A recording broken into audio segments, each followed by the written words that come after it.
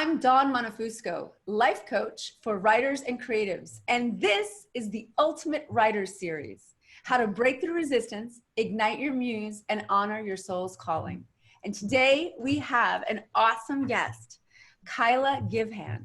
She's a poet, bookbinder, and workshop facilitator who believes in the power of intuition, the warmth of the sun, and the phases of the moon. She holds 6 academic degrees in various subjects and is the most proud of her MFA in creative writing and poetry from Mills College, where she learned and fell in love with book art. Kiala feels that stories connect us while highlighting our uniqueness. She's always been a storyteller, relying on words to convey feeling, energy, and information. When she learned to make handmade journals, it changed how she was able to connect and communicate with others. She uses paper, color, mark making, and wordplay to create tangible versions of her stories and poems in hopes of inspiring others to do the same. Her writing has been published in magazines, journals, and anthologies.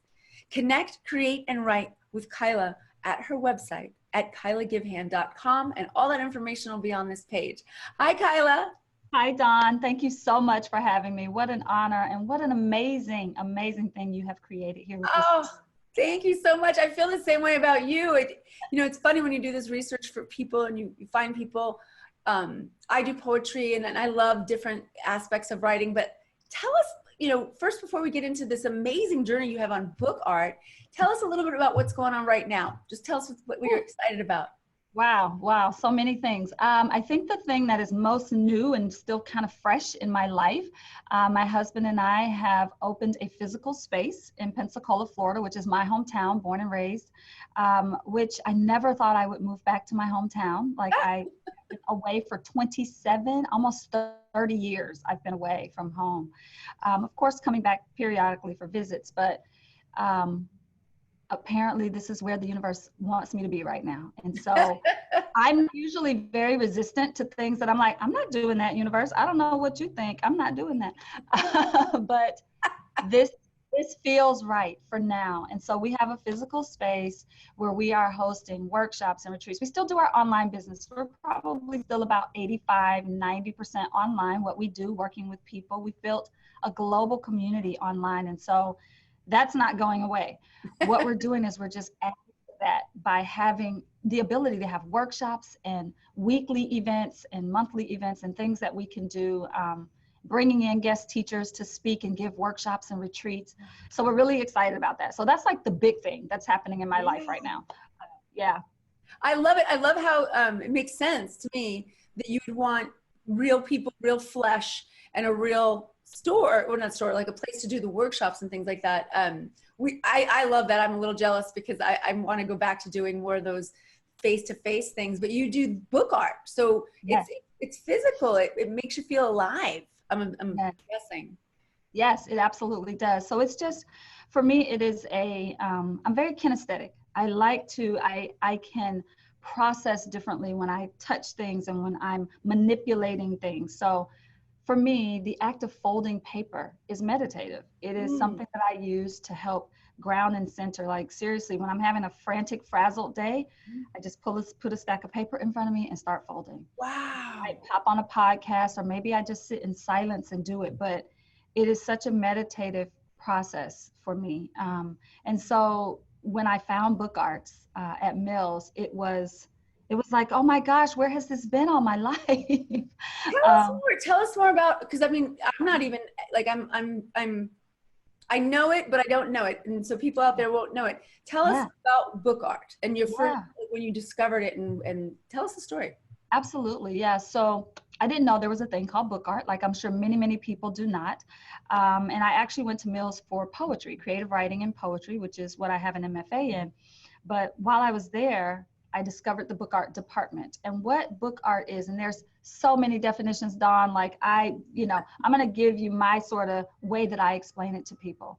It is using the structure of a book as a jumping off place for artistic expression. because the bottom line is a book can look, we're used to a book looking like this, right? Here's a book, it's got a spine, it opens the way we know it to open. We read it from front to back, right? Or depending on what country you're in, maybe you read it from, the other way. But we come to know that as a book, or we come to know this as a book, right? It's spiral bound, it flips, it can flip around like that. So we have these ideas already of what a book looks like. But what we do in book art is we take that as a place to begin. Okay, so a book opens. A book has maybe a spine. It has a way that everything is enclosed. Maybe it has words. Maybe it has images, right? So we take those elements that we know to be true about a book, and we expand on that. We take that and we see how far we can push that. So for instance, here's a book, right? This is a book. There are words, there's a container, there's a way that it closes, right? If I take all the things we know to be true about a book, they all exist in this, but this is a book. And I called this one Road Trip. It was a book that I did, and at every place we stopped along the road, I wrote about, what I was seeing there. And then I had my husband do one because he was driving, so we got to one, right? So it's a book. It has a story, there's stories in it. This is a book. Right? It's not the shape we know a book to be, right? But it has a closure. It all is contained together, right? You can open it and there are things in here that you can read, right? Experience, there's images. So I just, book art takes the idea of a book, it takes the idea of words and images, and it gives you flexibility, and it gives you so much expansiveness. Like there is no wrong way to do this. It is what your creative expression comes out to be, and every person is going to look different, and every, there's no one way. That's amazing. I love this so much. It's interesting. I started a new signature program called Create Your Dream Book this year, and it's been amazing. And my idea being that I'd gotten so frustrated with this idea that a lot of writing coaches are like, be a bestseller, get published, and they're jumping so far ahead of the game that people get frozen, they get scared. Well, what if this? What if that? They're not actually just creating. And I thought, why are we stuck in this weird traditional world of what a book looks like? And I didn't even think of these other options. I was thinking more in terms of things can be short, they can be they can be virtual, they can be more pictures than they can be words and all this other stuff. So I just love this. But here's what's interesting. I'm going to ask you, you've been really vulnerable and authentic about your self-discovery journey. And there was a time where, from what I read, you were not living into your greatest calling, your honoring your purpose. I mean, you were, right? Because you were writing, you got your MFA, there was things that were showing up, but then there was a health crisis that really challenged you to go, I'm going to do what I love. Tell us that story, because I think that's a common story for us, that we get pushed into a situation that finally we're going to do ourselves. Yeah. So, when I was in high school, I excelled at all things English related, all things language arts, literature, so much so that, and I excelled a lot in that, and I didn't excel in other things like science and math. I wasn't very good at it because I wasn't passionate about it, not because I couldn't be good at it. So I had an English teacher who said to me, you are ready to be taking college level English. And so she pushed me to do that. Now, mind you, I was a rebellious student. I was extreme. And so she pushed me to do this. And so in my 11th grade year, I was taking college level classes. So that experience, getting me into literature and starting to learn about poetry from a higher level at that age, was just so mind-blowing. And so in my heart, I was like, this is what I want to do. But of course, when you say that to like your parents or your older siblings, and they're like, that's not very practical. I know. You cannot get a job doing that. You're not going to make money doing that. You need to think of something you can do, right? The whole thing. So I was also very good at computers. I could just learn a program and like sit down and just learn it in a day. And it just came very easily for me. I could write code really easily.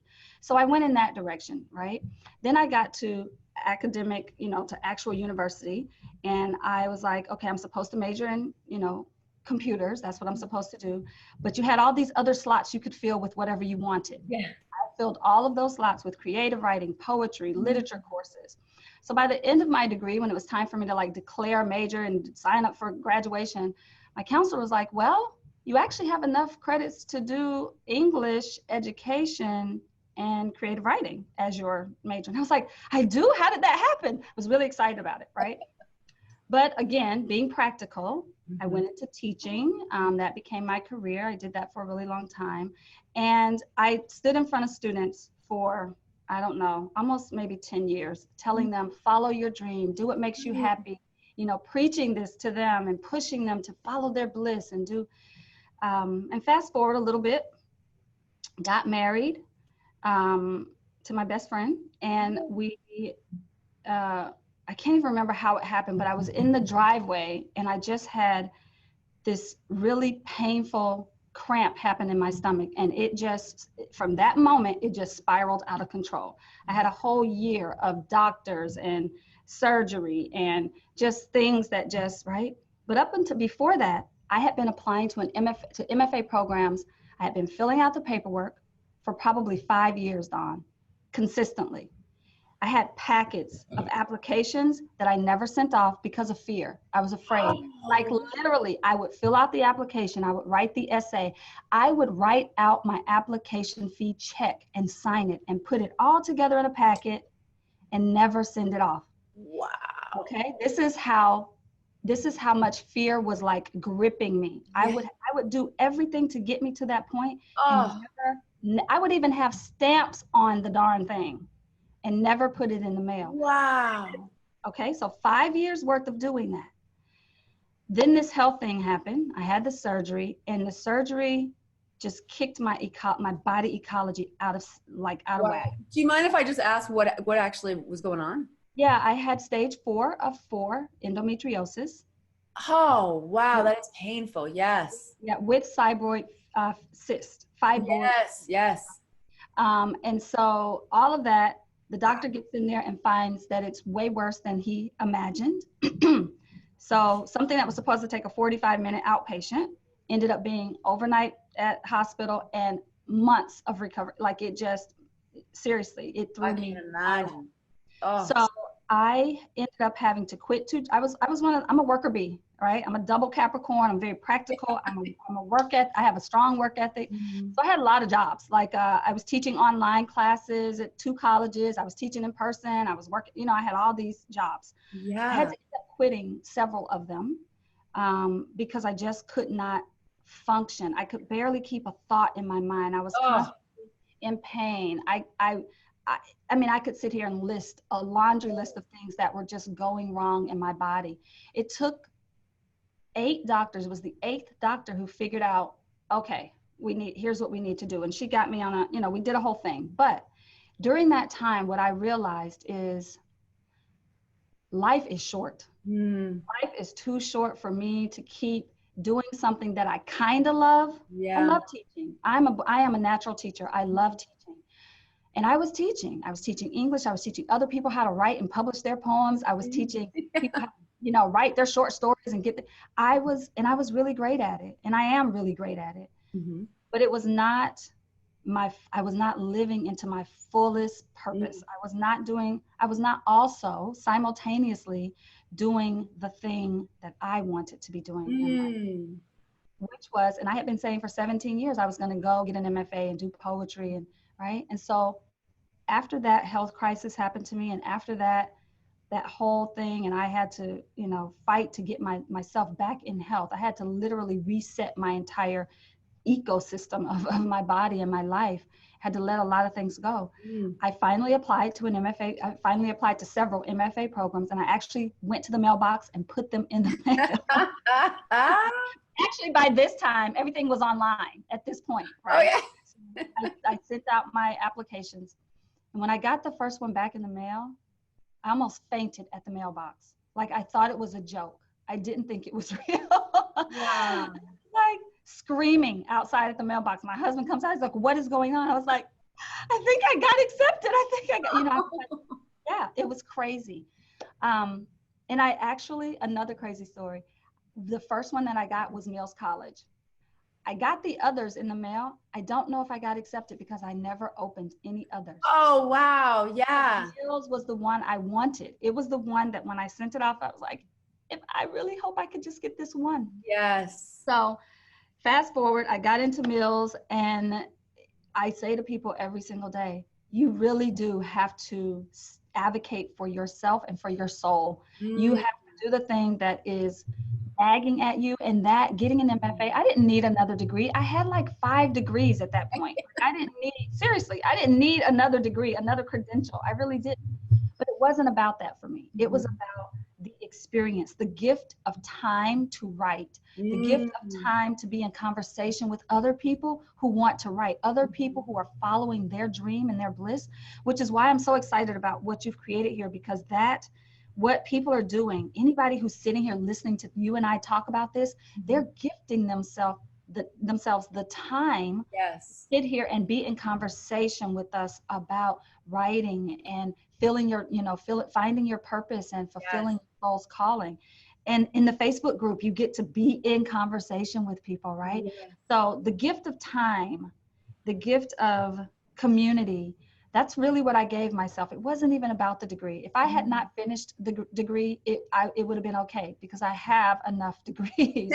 It was about me saying, this is important enough to me that I am going to carve out 2 years of my life, dedicate to it, to study it, to be a student of my craft, learn how to let it become such a part of me that once I'm done with this, there's no one can ever take that away from me. I am a writer. I am a poet. I am an artist, right? To be able to own that. So yeah, the health thing really gave me new perspective is what it did. And I hate that it had to come to that. That I had to be in that situation where so many things were being taken from me, that I finally said, wait a minute, stop. I get one life right now. I get this moment, and I've got to do what is most calling to me. So I hate that I had to get to that, but I'm also very grateful that I have a supportive husband who was like, yeah, let's move across the country. Let's sell all of our stuff and move across the country and go live somewhere we know no one, have never lived. He had never even been to Oakland the first time we went. Oh, wow. Crazy. Yeah, so it was crazy. What's interesting about this is it's a common theme where people are told poetry is not practical, art isn't practical, you're going to need to go do something practical. And luckily, thank goodness for the internet. I know it has its cons. I know it has, everything has its pros and its cons, but because we're global now, we get to like really see that we're allowed to give ourselves permission and anything is possible. But many times it takes some kind of a breakdown for people to finally face that. Now, in addition to the MFA, you discovered book art through Julie Chen, correct? Yes. Yeah. So Julie was a teacher at Mills. Tell us that moment of you found something that is absolutely yours, not just the poetry, not just the writing, but wow, I didn't know that my life would take me down this path. Yeah, I think it was that first day in the class. She actually had us take our syllabus. In college, every teacher gives you a syllabus, tells you what the class is going to be all about and what's due and when it's due, right? And she gave us the syllabus, and she said, and it was printed oddly. It's like, why is it printed and things are backward? Like, what is this? And then she walked us through a process of folding it. And then she gave us needles and thread, and she said, now I want you to punch 3 holes in it, and I want you to sew. And we ended up, and I probably still have it over there on my shelf. And we actually, on the very first day of class, we took our syllabus and we bound it into a book. Wow. And I was just like, happy dancing. I found my people.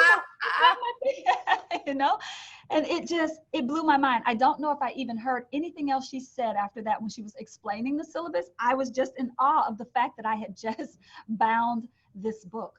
And it took me to a place of, wow, there's traditional publishing, and then there's this. There's traditional publishing, there's self-publishing, and then there's this. Like this other alternative way of thinking about how I can share my message, share my stories, share my poems with the world. And it just, I was sold from that moment. There was nothing could have stopped me. Like in that moment, if I could have changed my major, I would have. Right? But you know how MFA programs, you got to get accepted. And, you know, Totally. Yeah, yeah. Mills at the time, they were accepting 12 people out of thousands. Mhm. And so to even be accepted into the program was like a really big deal. Oh, huge. Yeah.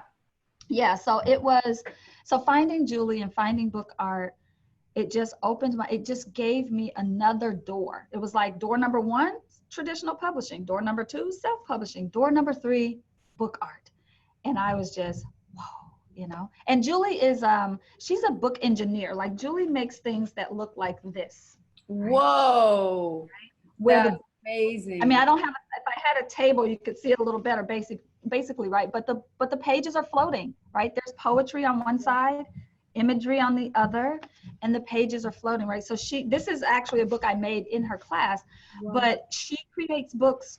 She's a book engineer is what I call her. She probably wouldn't call herself that, but she can look at something out in the world and dissect it and backwards engineer it to make it look like a book. And you're just like, what is this? Wow, that's amazing. Well, thank goodness, you know, creative resistance is such an interesting phenomenon, I think, because first, you can't do it wrong. It's creative.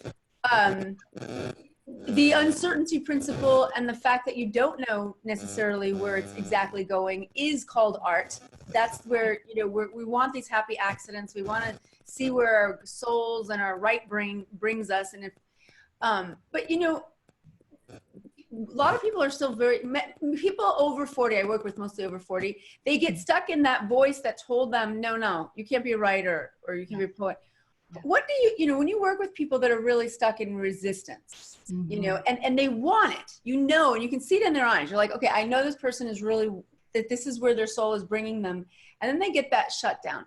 What do you think creates shutdown for people who really want to be creative and really write, specifically writing, because it's very linear in our part of our minds. Mm-hmm. How do you help people get past that resistance? Yeah. One of the things that I do is I talk about writing as being recursive, right? We think of it as linear, right? But there is this moment where writing can be recursive. Now, of course, there's a point where it does have to become very linear, but if you think of it as a cycle, if you think of it as, you know, it really is never ending, you know, especially now with the kind of self-publishing where you can actually go put a book on Amazon and have it published and then wake up the next day and be like, oh my gosh, there's a chapter I needed to add. You can go add the chapter and then right. So there's some recursiveness that has been built in through on-demand and self-publishing. But in terms of resistance, you know, one of the other things is people, I think, often have a fear of failing.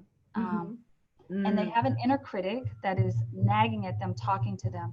But what I tell people is we give the inner critic too much power. Yeah. Because it's not the only voice in our heads. There's also the voice of the inner child in there. There's the voice of your inner muse is also in there trying to get your attention.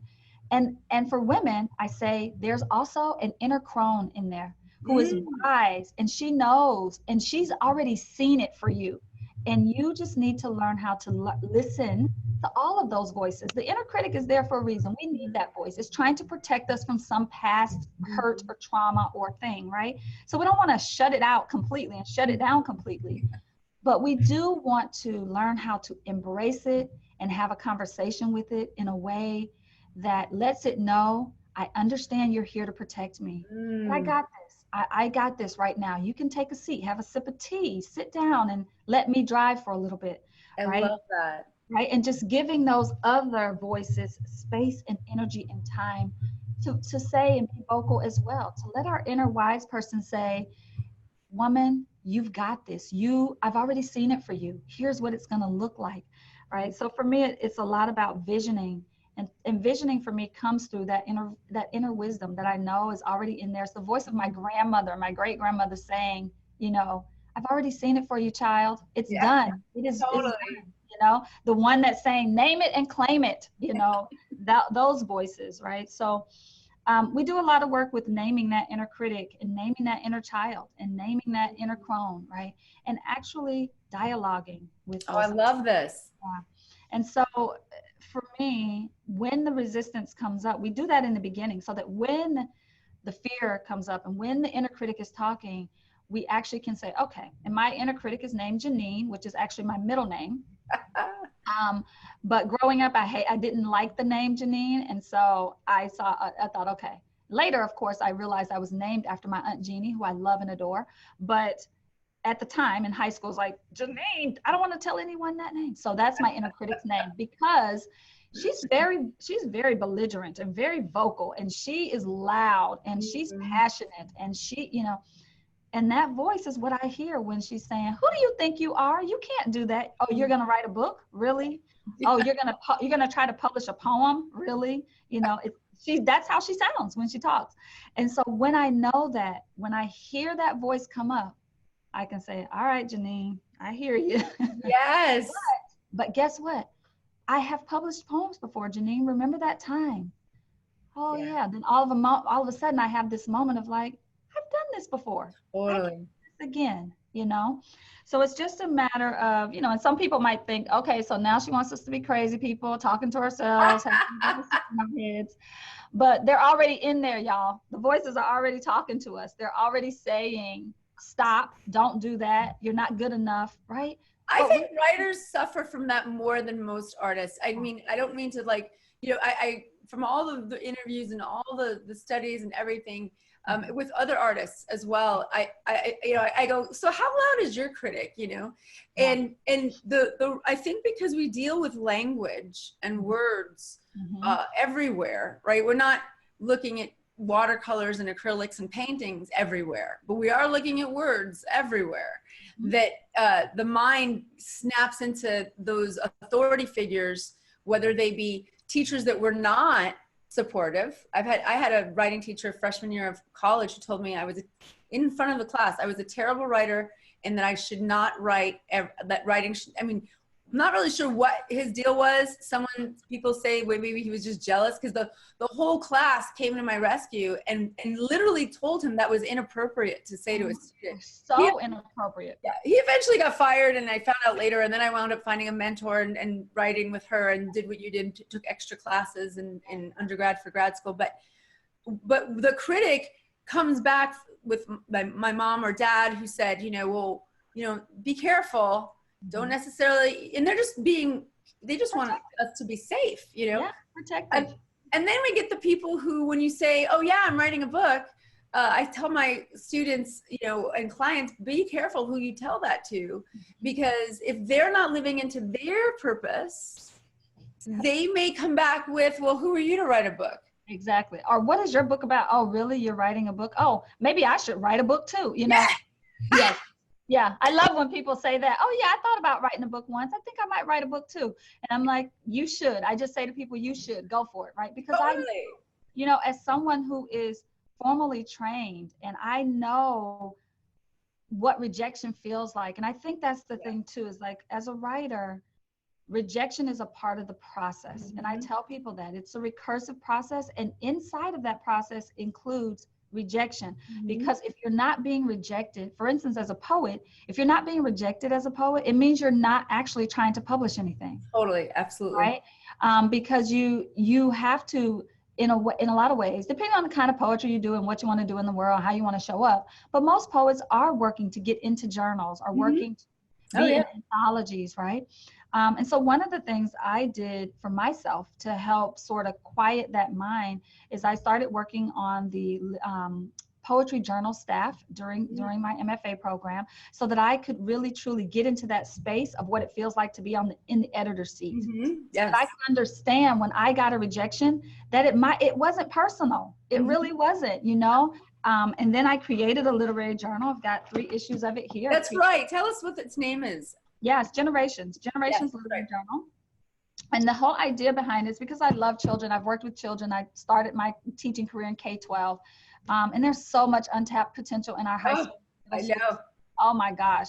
So I wanted young people and seasoned, wiser people to be in conversation with each other around poetry and short stories and art. But here's the thing. Look at how big this book is. Everybody in the world cannot get in this one book, right? Somebody's going to have a no. Yeah. Some people will get a yes. And becoming a an editor from that perspective gave me a greater sense of understanding of what a rejection really means. Excellent. It doesn't mean you're not good enough. It doesn't mean your poem is horrible or sucks. It doesn't mean that you're not a good writer. It doesn't mean you shouldn't keep trying. I have had people who have submitted to, the first journal, the second one, but they got into the third one. They submitted the third time, right? Because here's the thing. Sometimes the editor has to say no because you're not fitting within the theme that they have planned for the journal.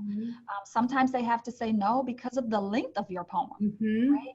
It just doesn't fit in the conversation that they're trying to create, because there's a conversation happening in here, and maybe your poem just doesn't fit. So one of the things is, when you put yourself in that other seat, and you don't actually have to go start a journal like I did to do that. You can just imagine, what is it like for someone to receive 1,000 poems where they only have space for 10? Yes. What does that feel like, right? How do you choose, right? Right? So just putting yourself in that and understand. No, that's excellent advice. That's really important for people to hear too. I had a client, and it breaks my heart. It's really a phenomenon. You probably experience this as well. She came to me, she was retired, and was like, I want to follow my dream as a writer, and I don't even know where to start. I don't know if I want to write a book. I don't know if I want to. So we got her to start with a personal essay. Then she went on to say, okay, well, I want to do something where I'm debating a topic, and she wanted to really learn what it's like to debate and then write poetry. She was like, so as this was all happening, I was like, well, let's get you published. Let's start submitting some work so you can understand that, because she liked short form. Right. And the irony is that she was really good. Like she went from messy, as we all do, and then with a little bit of direction and her perseverance, it was amazing. Yeah. And then as soon as it came time to hit the send button or to put it out there, she found all these reasons why her work was not applicable to just about anywhere. Yeah. And we talked about resistance, and I tried to get her to understand this, but yet it was one person that told her that it wasn't worth reading. One person who's not even a writer. And it shut her down. And then we decided maybe she just did it for herself. Maybe it was just but it really broke my heart, because, as you know, you can tell when you're like, girl, you need to get that out there. That's amazing. Yeah. And yet people will just freeze. Yeah, they do. I want to go back to something you said earlier, Dawn, where you were talking about poets and writers having a harder time with like rejection and getting their stuff out than artists. And you're possibly right. Like I haven't done any like studies on that, but what you said that triggered something for me is, or what it triggered is, I think if writers and people in this writing community, if you can find in your area, wherever you are, online, whatever, a way to get yourself into just a beginner sort of thing, where you get to do art, where you get to pull out watercolors and do something like that, I think it adds a layer of understanding your craft. Because here's the thing, when I started doing watercolor and playing with art, because again, book art kind of led me in that direction of visual journaling and having, documenting my life through these handmade journals that I was making, right? Because while I showed you some books that I did that are kind of open and do weird things, I'm also a traditional book binder, right? I like to bind traditional books that just have pages that look right. But those are for documenting just my life, right? And archiving, right? And they bring in some playful doodles and mark making and watercolor. And what it has done for me is it has freed a part of myself that, like, think about your kid, think about yourself as a kid, right? We were fearless as children. You could not tell me that I could not climb that tree. I was convinced that I could, and nobody, no inner critic, no parent, no one could tell me otherwise, right? So what art does, taking like if you can find an intuitive painting class to take, it frees that inner child that we have sort of put over in the corner and said, you know what, you got to sit down because I have to do adult things today. I cannot play with you. I cannot talk to you. I cannot hear that, right? But if you can find a way to free that, to let that inner child come out and play, and I'm saying art, but it could be anything. Go bowling, play golf, go, I don't know, right? Go ride a bike, go skip. I don't know, but something, the inner child is that piece that helps us remember what it's like to be fearless. Remember what it's like to fall down, scrape your knee, and still get up and ready, you know, put a Band-Aid on it and keep right on going. I love this. Try again, you know?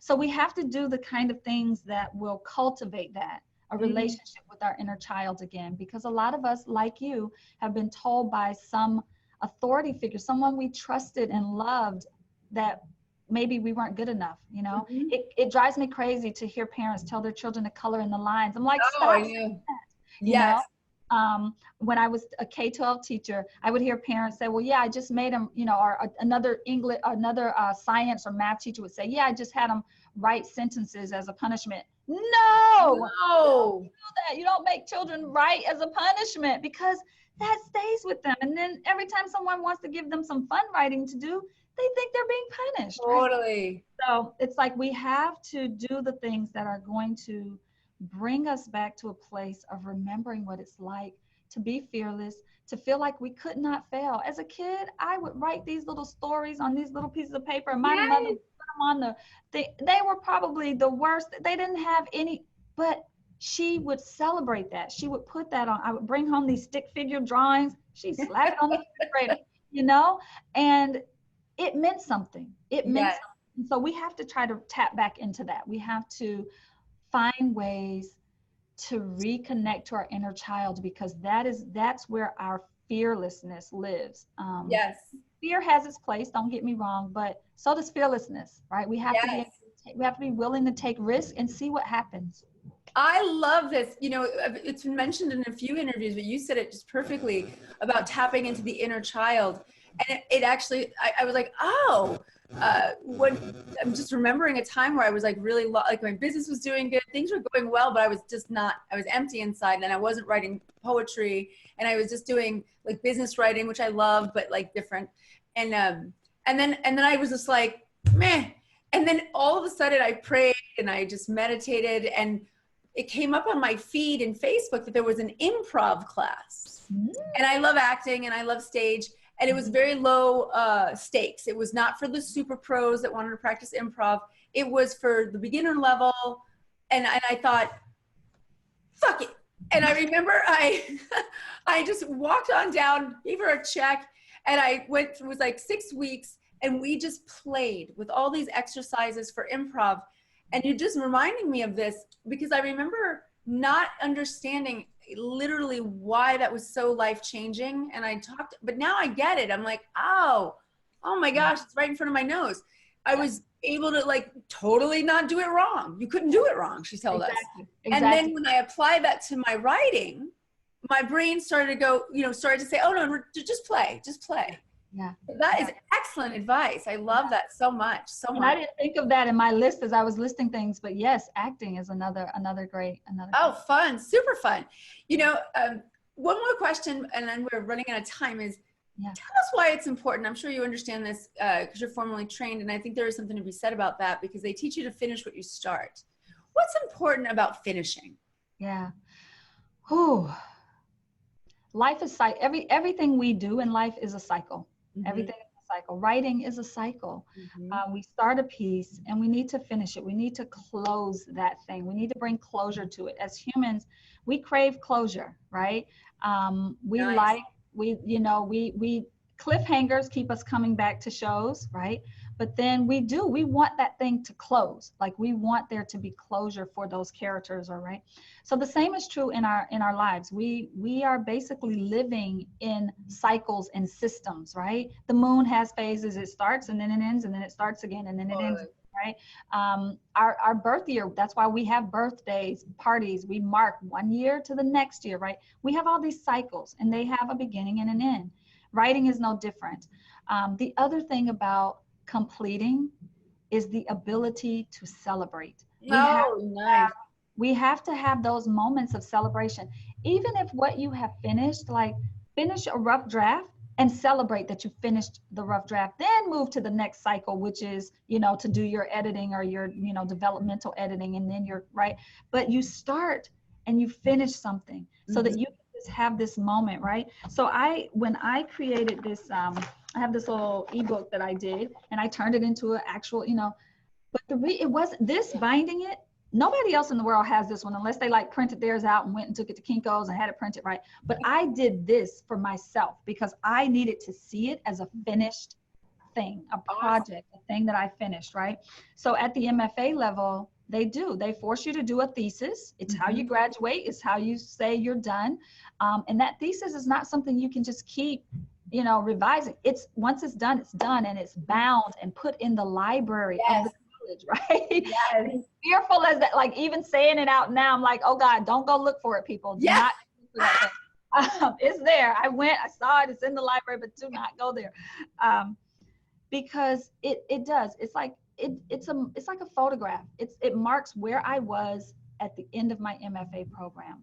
And that's really all it says about me. It doesn't define my entire poetic career. It doesn't define everything I've ever written.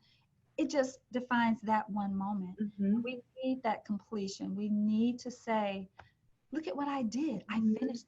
That's why we have graduation ceremonies. That's why we have, right? Yeah. Because we need these benchmarks, these milestones. We have to mark these things. I love it. So yeah, completing is not about whether it's publishable or not. That's not what completion is. And I think a lot of people think, well, it's not finished until it's published. That's not true. That's not true. I had a writing teacher who would say, publishing is about you saying, this is ready for whoever I want to have read it. So if you're writing a letter to your grandma, when you put it in the envelope and send it out in the mail, you just published it, right? It's done. Yeah. So having completion, having closure to a project is really important. Whether anybody else in the world ever sees it, that's a whole other thing. That's a whole other discussion. But yeah, having closure is really important. You nailed it. You nailed it. My big thing is to get that first crappy draft out there. You know, finish the first crappy draft. They call it a shitty first draft in Anne Lamott's book, Bird by Bird. And so once we have that and that's completed, then you can get it edited. You can figure out from there. You can just take a break. Whoo, it's done. And I really believe that the mind, it's a muscle, right? And then we can do more. Yeah. You have well, before you say that, Dawn, I just have to say this really funny. It's always amazing to me when people say, you know, that they think they can sit down and their first draft is done. Like that's it, that's the book, it's done. And I'm always like, no, you do yourself a disservice when you say that. Like, make your sloppy copy and then sit back, celebrate that. Now the real work begins. Yes, the sloppy copy. I love it. I love that so much. Well, it has been such a pleasure. The time just literally flew by. I think that's awesome. And you have a free gift for us. Tell us about your gift so that everybody can get to know you better and learn from you. Absolutely. Yeah, I call it Write Now, and that's WRITE now. And it's 20 resources for writers. It doesn't matter what stage you're in. And it's as a PDF, but there's lots of links that send you out to places and things to look at. Everything from one of my favorite first activities to do with people when they tell me they want to write, or when I run a writing class or writing retreat is the very first thing we do. So I've got that in there for you. A couple other little activity related things, some apps that I think are super helpful for writers, and everything from a couple of books that I think that you might not think of because they're not touted as writing books, but I think help writers. So just some resources that over the, 20 some odd years of being in the writing world, 20 plus, that I have accumulated and things that I've used to help writers at every stage of the process. So I love it. It sounds so phenomenal. Thank you so much. And thank you for being here. Thank you for having me, Dawn. This has been it's always fun to talk about writing with another writer. So thank you so much for having me. It's been really a pleasure. I hope we do something again. We will. Again. Yeah. That would be fun. And have fun in Florida. I lived in St. Pete for about 1.5 years. Yay. And I actually loved it down there. The dolphins always made me happy. And you have a wonderful, wonderful day. Thank you. Thank you. Okay. Bye.